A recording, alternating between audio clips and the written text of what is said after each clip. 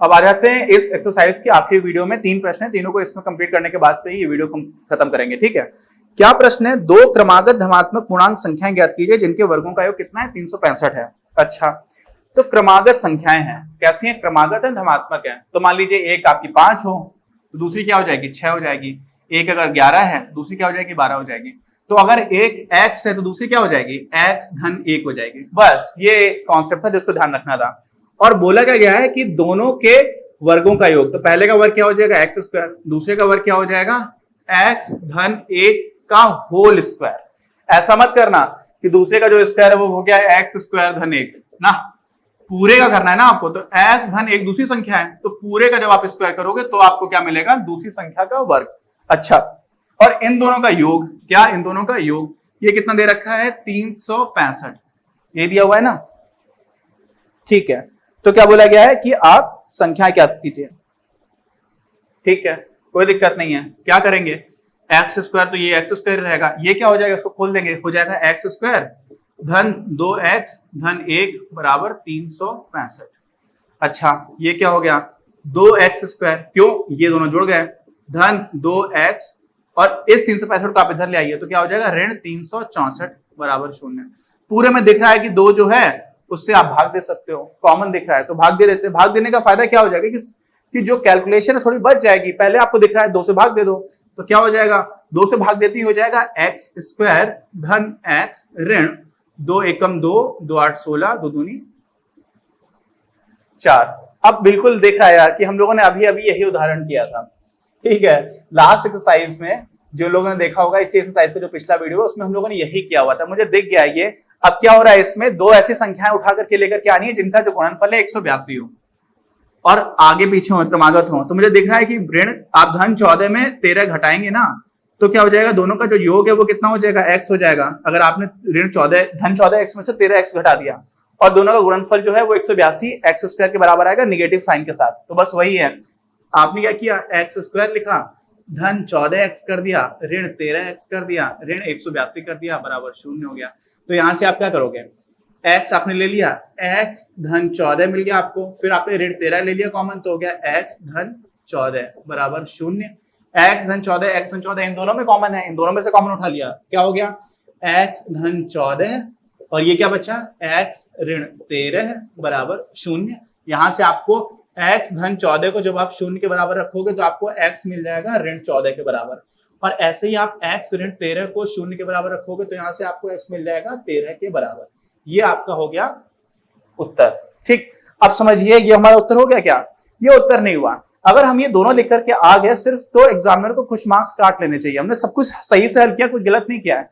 Examiner को इसलिए marks काट लेने चाहिए, आपको जो समस्या है उसमें क्या बता रखी थी? आपको तो बता रखा था कि 2 धनात्मक संख्याएं हैं। क्या है? 2 धनात्मक पूर्णांक हैं और उनके बारे में आपको जानकारी दे रखी है कि उनके वर्ग कर दोगे तो वर्गों का योग 365 है। तो यहां से आपको क्या उत्तर मिल रहा है? एक उत्तर आपको मिल रहा है 13, एक तो मिल रहा है 13 और एक मिल रहा है ऋण 14। तो ऋण 14 हमारा उत्तर क्या हो ही नहीं सकता। क्यों? क्योंकि हमें बताया गया है धनात्मक पूर्णांक है, तो उत्तर हमारा क्या हो जाएगा? 13 हो जाएगा। अच्छा, तो x अगर 13 है तो दूसरी संख्या क्या होगी? दूसरी संख्या है x धन 1, तो वो हो जाएगी 14, यानी कि ये हमारा उत्तर होगा। ये नहीं होगा, ऋण 14 नहीं होगा, समझो ना। देखो ऋण 14 ऐसा नहीं कि ऋण 14 है तो 14 वहां से आ गया, ये ऋण 14 से 14 नहीं आया, इसको भूल जाओ। ये 14 आया है, पहले आपने 13 निकाला, इसमें से बोला कि देखो ऋण तो हो नहीं सकता क्योंकि धनात्मक पूर्णांक है, और अगर धनात्मक पूर्णांक हमारा 13 है क्योंकि x का मान हमने निकाला है, तो एक हमारा धनात्मक पूर्णांक क्या था? x था, और दूसरा x धन 1 था। तो अगर एक 13 है तो दूसरा 13 में आप एक जोड़ोगे तब मिल रहा है। तो इस 14 का इस ऋण 14 से कोई लेना देना नहीं है, समझ गया? तो उत्तर क्या हो जाएगा? एक संख्या 13 हो जाएगी, दूसरी 14 हो जाएगी। अच्छा, इसी का हम सत्यापन करना चाहे, सत्यापन मतलब इसी को हम देखना चाहे सब कुछ सही है कि नहीं, तो पहली संख्या का आप वर्ग करोगे तो कितना हो जाएगा? 13 का स्क्वायर क्या होता है? 169, और 14 का क्या होता है? 196। तो आप क्या करोगे? 169 में 196 जोड़ दो, क्या हो जाएगा? 9 6 15 की 5 हासिल लगी, 1 9 6 15 16 की 6 हासिल लगी, 1 1 2 और 1 3, 365 आ गया। क्या 365 था दोनों का योग? दोनों संख्याओं के वर्गों का योग 365 था, हमें उत्तर मिल गया। चलिए बढ़ते हैं आगे अगले प्रश्न पर। अगला प्रश्न हमें दे रखा है जिसमें हमें एक समकोण त्रिभुज के बारे में कुछ बताया गया। समकोण त्रिभुज हम लोगों ने पिछली कक्षा में पढ़ा हुआ है। समकोण त्रिभुज क्या होता है? एक ऐसा त्रिभुज जिसमें एक 90 अंश का कोण बन रहा हो, ठीक है। मान लीजिए ये हमारा ऐसा करके समकोण त्रिभुज है, थोड़ा तिरछा बन रहा है, इसके लिए माफी चाहता हूं, मेरी ड्राइंग वैसे भी खराब है, आपको पता ही है। तो हमें देख क्या रखा है कि जो इसकी ऊंचाई है, ऊंचाई क्या होगी, ये हमारा हो जाएगा आधार, ये हमारा है कर्ण, और ये हमारी है ऊंचाई। अब हमें जो जानकारी दे रखी है, पहले तो आपको ये टर्म्स समझ में आने चाहिए, पता होने चाहिए। हम लोग पुरानी कक्षा में पढ़े हुए हैं, लेकिन मैंने एक बार लिख दिया जिससे कंफ्यूजन ना हो। तो पहली चीज दी जा रही है कि जो ऊंचाई है वो आपके आधार से 7 सेंटीमीटर कम है। कितनी कम है, 7। तो मान लेते हैं अगर आपका आधार कितना है, x है, कितना x, तो ऊंचाई क्या हो जाएगी, x ऋण 7 हो जाएगी। अच्छा, और क्या दिया हुआ है, और दिया हुआ है कि जो आपको जो कर्ण है वो है आपका 13 सेंटीमीटर का। कितना है, 13 सेंटीमीटर। अच्छा, तो कर्ण कैसे निकालते हैं, अगर हमें आधार और ऊंचाई दे रखी है किसी समकोण त्रिभुज की, तो कैसे निकालते हैं। तो समकोण त्रिभुज का जो कर्ण होता है ना, वो क्या होता है, अंडर रूट आधार का वर्ग धन ऊंचाई का वर्ग, ठीक है। तो अगर हम इसको दोनों साइड पर क्या करते हैं, दोनों साइड पे वर्ग कर दें, इसका भी आपने वर्ग कर दिया और इसका भी वर्ग कर दिया पूरे का, तो ये वर्ग से ये बड़ा वाला जो वर्गमूल का निशान है वो हट जाएगा। तो यहां से आपको क्या मिलेगा, यहाँ पे कर्ण की जो वैल्यू डाल देते, क्या हो जाएगा, 169 सेंटीमीटर स्क्वायर हटा देते, क्योंकि दोनों तरफ सेंटीमीटर स्क्वायर कट जाएगा, तो क्या मिल जाएगा आपको 169। आधार कितना है, आधार था आपका x, तो आधार का वर्ग कितना हो जाएगा, x स्क्वायर, और ऊंचाई कितनी थी यार, ऊंचाई थी x ऋण 7, है ना।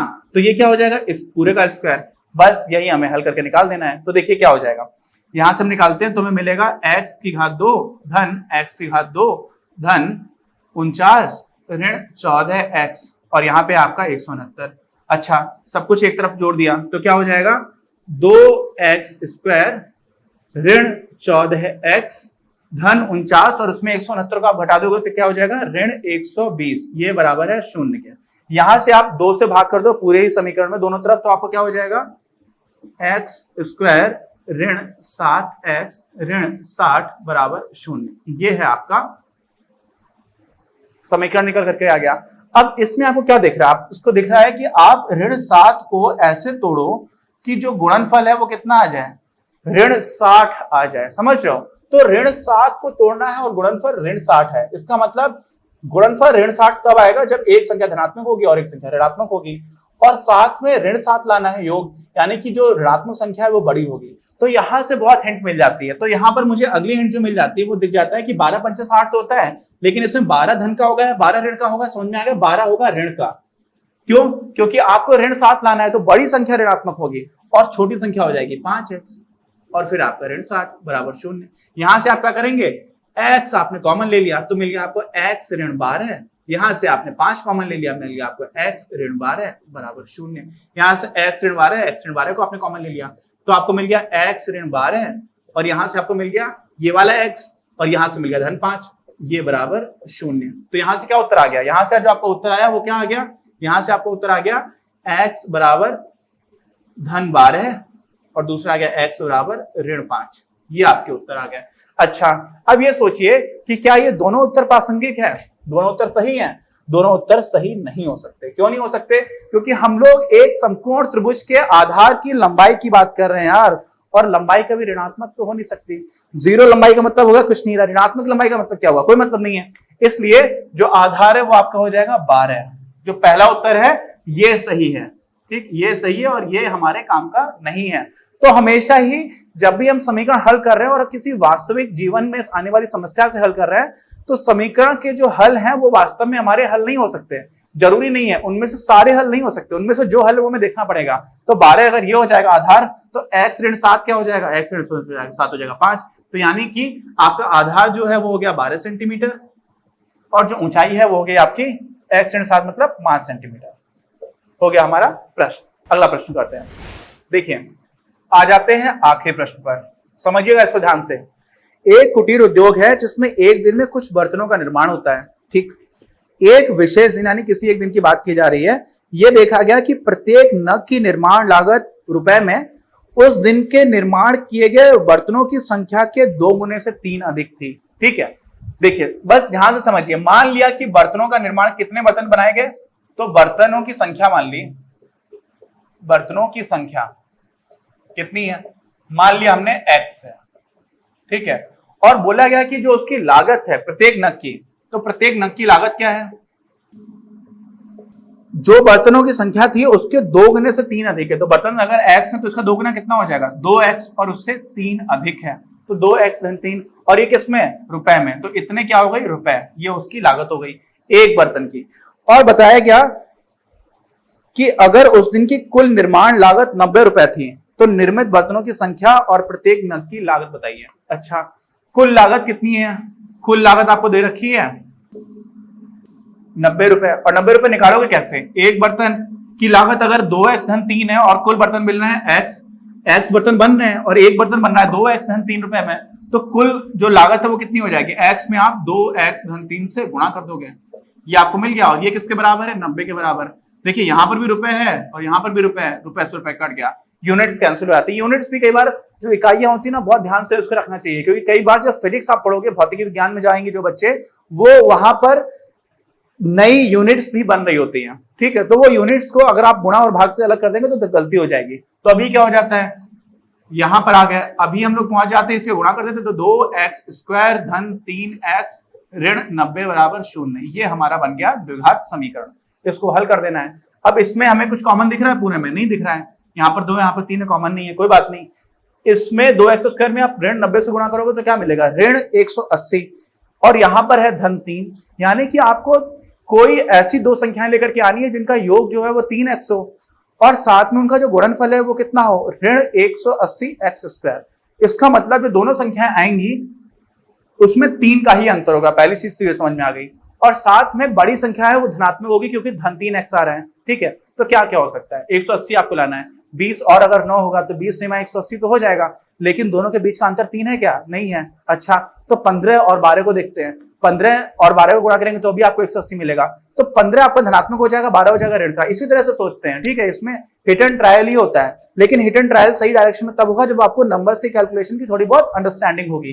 तो यहां पर क्या हो जाएगा, 2x स्क्वायर धन 15x ऋण 12x ऋण 90 बराबर 0। अच्छा, इसमें आपको क्या कॉमन दिख रहा है, सिर्फ x कॉमन दिख रहा है और कुछ नहीं दिख रहा है। 2x धन 15 हो गया, यहां से आपको क्या कॉमन दिख रहा है, 12 अगर आप पूरा कॉमन ले लोगे तो 90 में तो 12 से भाग जाएगा नहीं, इसलिए आप यहां पर क्या करोगे, अधिकतम आपका 6 कॉमन है, तो क्या हो जाएगा x, और ये ऋण है तो अंदर क्या रह जाएगा, धन 15 बराबर 0। अच्छा, तो यहां से आपको क्या मिला, 2x धन 15 इधर भी है, और सॉरी 6 से आप भाग दोगे तो 2x धन 15 इधर हो जाएगा। तो 2x धन 15 आपने अगर कॉमन ले लिया तो बचा क्या, बचा यहां पर x, और यहां पे क्या बचा, ऋण 6 बराबर 0। तो यहां से अगर आप 2x धन 15 को 0 के बराबर करोगे तो यहां से आपको x मिल जाएगा ऋण 15/2, और अगर आपने यहां से x ऋण 6 को 0 के बराबर किया तो यहां से आपको मिल जाएगा x बराबर 6। तो एक तरफ से मिल रहा है आपको x बराबर 6 और एक तरफ से आपको x बराबर मिल रहा है ऋण 15/2। तो यहां से क्या समझ में आ रहा है कि बर्तनों की संख्या की बात की जा रही है, बर्तन ऋणात्मक कैसे हो सकते हैं जो बर्तन बनाए जा रहे हैं, तो आपका उत्तर क्या हो जाएगा, 6, यानी कि बर्तन कितने बनाए गए, 6। तो अब इसको सत्यापित भी कर लेते हैं, अगर 6 बर्तन बने और प्रत्येक नग की लागत कितनी हो जाएगी, प्रत्येक नग की लागत होगी 6 गुणे 2 धन 3 यानी कि 15, 6 दूनी 12 धन 3 यानी कि 15, तो 15 रुपए अगर एक की लागत है और 6 बर्तन बन रहे हैं तो कुल मिला के लागत कितनी हो जाएगी, 90, और वही आपको दे रखा था, यानी कि सब कुछ हमारी कैलकुलेशंस ठीक है। तो ये प्रश्नावली हो गई है। आगे हम लोग बात करेंगे इसी तरह के समीकरणों को पूर्ण वर्ग बना करके हल करने की, और वो बहुत इंटरेस्टिंग है, और उसी से इसका एक फॉर्मूला निकलता है जिसको हम लोग द्विघात सूत्र कहते हैं, तो वो हम लोग देखेंगे अपने अगले वीडियो में। अपनी क्लास का उद्देश्य आप सभी के लिए आप ही की भाषा में गुणवत्तापूर्ण शिक्षा उपलब्ध कराना है। कक्षा 12 तक के सभी प्रमुख विषयों पर हम वीडियोस बना रहे हैं, और कुछ विषयों पर वीडियोस आपके अपने चैनल अपनी क्लास की ही अन्य प्लेलिस्ट पर अपलोड भी हो चुके हैं। ज्ञान के प्रकाश से देश को सशक्त बनाने के हमारे इस प्रयास में इस चैनल को सब्सक्राइब करके और लोगों के साथ शेयर करके अपना बहुमूल्य योगदान जरूर दें। पढ़ेगा इंडिया तो बढ़ेगा इंडिया।